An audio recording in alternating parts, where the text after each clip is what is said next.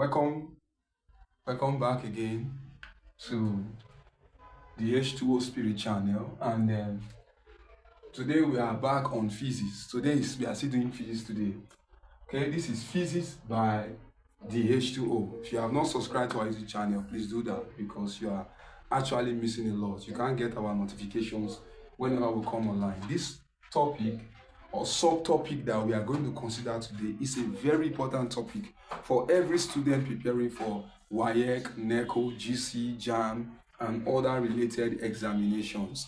We have considered our linear and area expansivity in our previous videos, and today we are on volume or cubic expansivity. Okay, please, first of all, this is volume or cubic expansivity has a symbol, which is this. It's the same symbol with gamma in your physics and chemistry when you are doing radioactivity. That's the symbol for coefficient of cubic expansivity. Now let us go to what we have for today. Let us begin with the definition for cubic expansivity. So you can join me. Let us go this together, okay?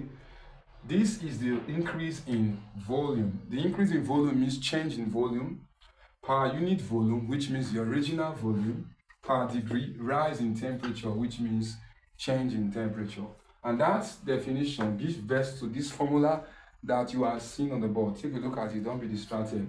You have cubic expansivity, will give you change in volume, which also means increase in volume. And this is the original volume, while this is your change in temperature. Please don't forget, be very careful. If you are a student preparing for JAM, you are preparing for XXCE exam, or you are preparing for other related examination, please do not forget, if you are a JAM student, if you are an student, if you are preparing for WAEC, if you are preparing for NECO, or you are preparing for NAPTEP exam, please, if you are preparing for any of this relevant exam, very important, note this. This is a very essential topic for you. You must learn it.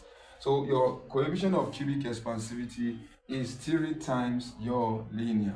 If the question is based on volume, please do not forget to multiply your linear expansivity by 3.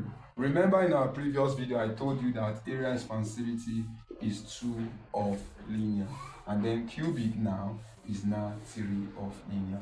Take note of that. You can derive a formula from here to get a relationship between your coefficient of area expansivity and your coefficient of cubic expansivity. How do you get a formula that relates this to this? Because there are some questions that relate this and this only. Very easy. Remember, you can make your linear expansivity subject formula here, and when you do that, you have linear will give you your area expansivity over 2, and then you can substitute here, very simple, so that your cubic expansivity becomes 3 brackets. You know your linear is now beta over 2, so you have beta over 2, and that will give us 3 beta over 2. So this is the relationship that connects your cubic expansivity with your area expansivity. Okay, let us not get distracted for what we have today. Let's go back to our cubic expansivity. This is the increase in volume, which means change in volume, over the original volume, then times the change in temperature.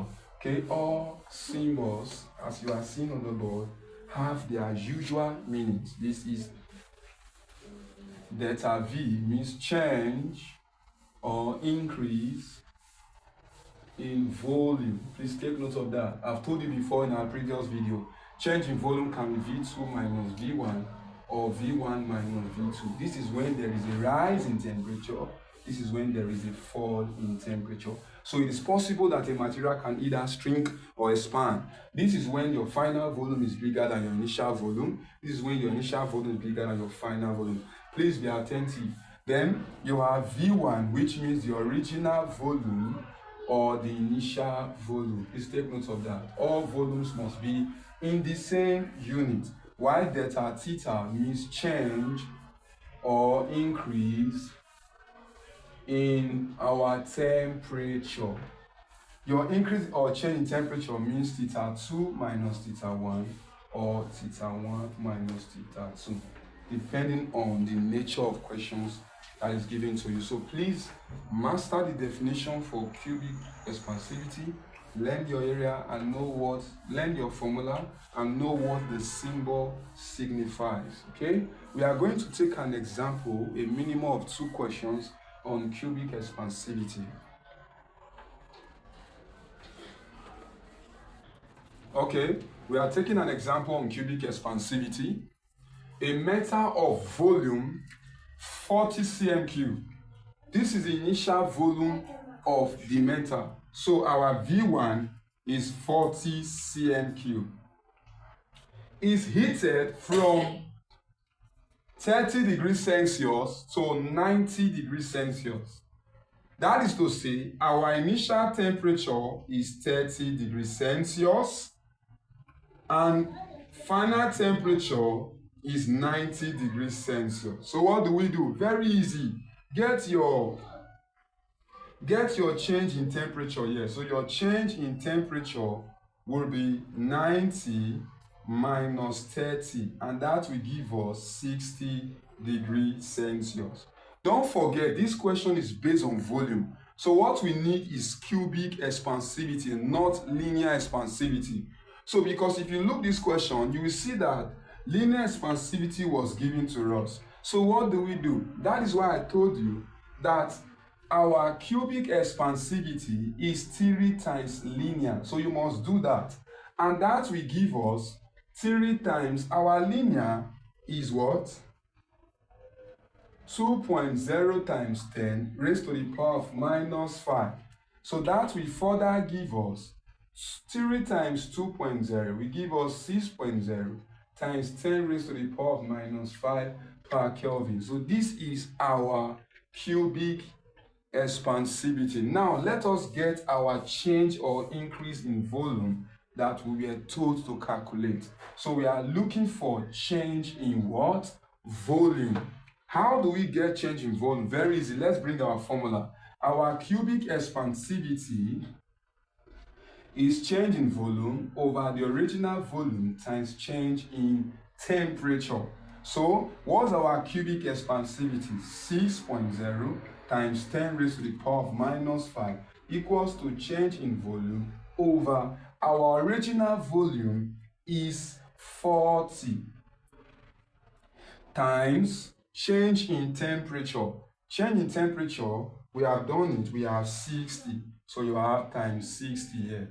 How do we get this? Very easy, just cross multiply. So your change in volume will give us 6.0 times 10 raised to the power of minus 5 times 40 times 60.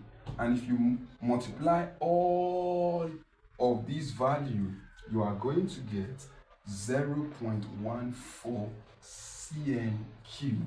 So let us check the options to see whether we are correct. Wow, our answer is not C, it's not D, it's not A. Our answer is what? B. Thank you very much.